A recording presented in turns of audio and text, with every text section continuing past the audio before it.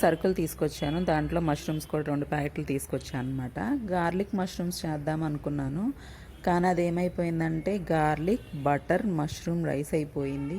పేరు మాత్రం చాలా పెద్దగా ఉందనుకుంటారేమో. రెసిపీ మాత్రం చాలా టేస్టీగా ఉంటుంది. పిల్లల లంచ్ బాక్స్‌లోకి ఈజీగా ఉంటుంది. మష్రూమ్స్‌ని హాట్ వాటర్‌లో క్లీన్ చేసుకోవాలి కదా! మట్టంతా ఉంటుంది. క్లీన్ చేసుకొని చక్కగా ముక్కలుగా కోసి పెట్టేసుకోండి.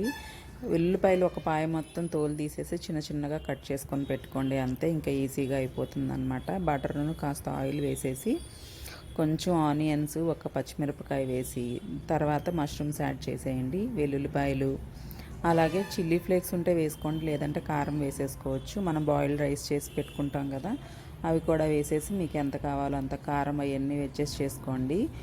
సాల్ట్ కూడా వేసేసుకొని ఇంక లంచ్ బాక్స్లో అయితే గార్లిక్ ఫ్లేవర్ ఎంత ఉందంటే రిషితాకు కూడా పెడదాం అనుకున్నాను. కారంగా ఉంటుందేమో అని, దానికి తినదేమో అని చెప్పి సిద్ధుకి మాత్రమే పెట్టాను లంచ్ బాక్స్.